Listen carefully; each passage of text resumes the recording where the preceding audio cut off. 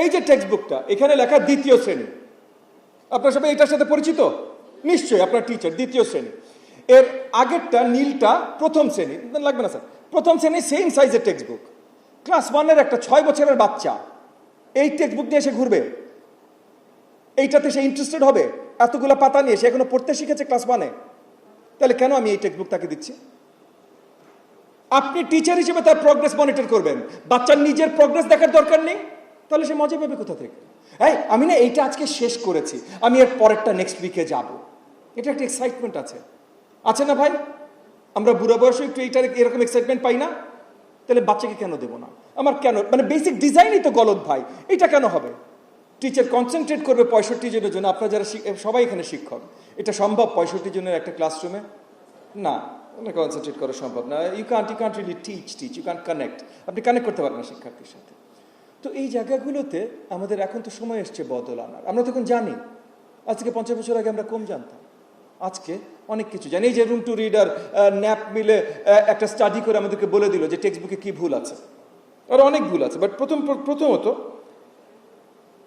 Curriculum design করতে হবে ঠিকভাবে, যেই কারিকুলামটা আমাদের শিক্ষার্থীদের আসলে শিক্ষা দিতে পারে, কারণ বাকি সব কিছু কিন্তু এই কারিকুলামের সাথে কানেক্টেড। আপনি কারিকুলামে ভুল করেন, বাকি সব কিছু করে কোনো লাভ নাই ভাই। এই যে ন্যাপ বিপিটিপি ট্রেনিং তৈরি করে, টিচার ট্রেনিং তৈরি করে, টিচার ট্রেনিং কেন তৈরি করে? কেন আমি যে একটা টিচারকে ট্রেন করব, কিসের জন্য ট্রেন করব? কিছু একটা শেখানোর জন্য। কি শেখানোর জন্য ট্রেন করবে এটা যদি না জানি, তাহলে আমার এই ন্যাপের দরকার কি? তাহলে আমার পিটিআই এর দরকার কি? যদি আমি না জানি আমি অ্যাকচুয়ালি কি শেখানোর জন্য তাকে ট্রেন করব, তাহলে আমার প্রথম দরকার কারিকুলাম। যতক্ষণ পর্যন্ত আপনি কারিকুলাম ঠিক না করতে পারছেন, আর কোনো কিছু করে কোনো লাভ আসবে না। তো কারিকুলাম ঠিক করতে হবে, এবং কারিকুলাম একটা এভলভিং জিনিস। এখন বললে হবে না 50 বছর আগে আমাদের কারিকুলাম ভালো ছিল আজকে খারাপ। না, 50 বছর আগের কারিকুলাম আজকে খারাপ। 50 বছর আগে যেটা বেস্ট কারিকুলাম ছিল সেটা আজকে খারাপ, বিকজ এটা ইভলভিং ভাই, ইট হ্যাজ টু ইভলভ। তো কারিকুলাম ইভলভ করতে হবে, এবং কারিকুলাম যখন ইভলভ করতে হবে আমার প্রাথমিক দরকারটা কি? যেমন আজকে টেক্সট বুক ধরবেন আমাকে স্যার একটু, একটা কেন হ্যাঁ জি, থ্যাংক ইউ। এই যে টেক্সট বুকটা এখানে লেখা দ্বিতীয় শ্রেণী, আপনার সবাই এটার সাথে পরিচিত নিশ্চয়ই, আপনার টিচার দ্বিতীয় শ্রেণী। এর আগেরটা নীলটা প্রথম শ্রেণী, লাগবে না স্যার, প্রথম শ্রেণী সেম সাইজের টেক্সট বুক। ক্লাস 1-এর একটা 6 বছরের বাচ্চা এই টেক্সট বুক নিয়ে এসে ঘুরবে, এইটাতে সে ইন্টারেস্টেড হবে? এতগুলো পাতা নিয়ে সে এখনো পড়তে শিখেছে ক্লাস 1-এ, তাহলে কেন আমি এই টেক্সট বুক তাকে দিচ্ছি? আপনি টিচার হিসেবে তার প্রগ্রেস মনিটর করবেন, বাচ্চার নিজের প্রগ্রেস দেখার দরকার নেই, তাহলে সে মজা পাবে কোথা থেকে? আমি না এইটা আজকে শেষ করেছি, আমি এর পরেরটা নেক্সট উইকে যাব, এটা একটা এক্সাইটমেন্ট আছে না ভাই? আমরা বুড়া বয়সে একটু এইটার এরকম এক্সাইটমেন্ট পাই না? তাহলে বাচ্চাকে কেন দেবো না? আমার কেন, মানে বেসিক ডিজাইনই তো গলত ভাই, এটা কেন হবে? আপনি 5 পাতা 10 পাতা করে এক একটা চ্যাপ্টার এক একটা টেক্সট বুক বানান না।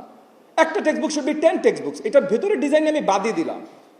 আমি কতবার আজকে এখানে টেবিলে যারা আছেন তারা সবাই অতি পরিচিত, আমি এনসিটিপি কে কত নিন্দা জানাই, কত নেতিবাচক ভাষায় আমি এনসিটিভি নিয়ে কথা বলি, এটা ওনারা জানেন। আমি এখন আজকে এখানে মিডিয়া ক্যামেরা আছে, এটার আমি ওই ভাষা ব্যবহার করব না।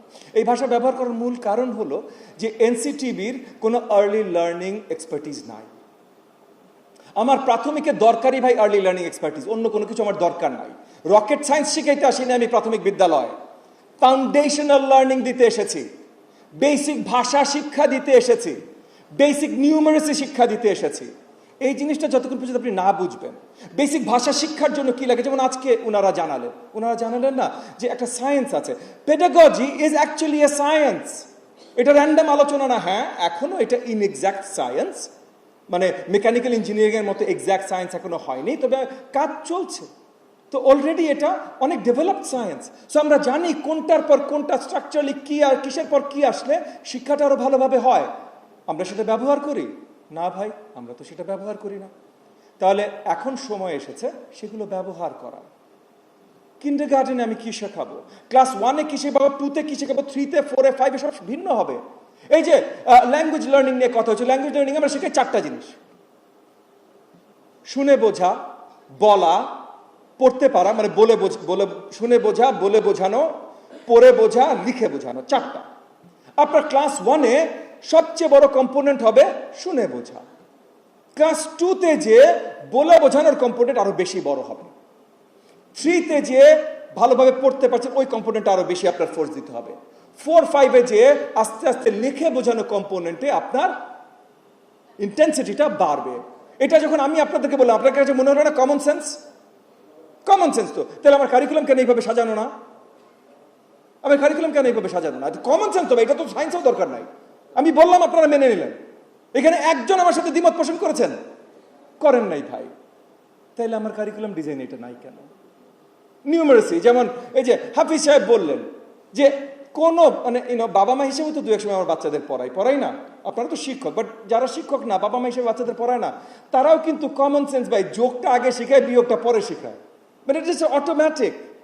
কেন? বিকজ সবার কাছে এইটাই ন্যাচুরাল মনে হয়।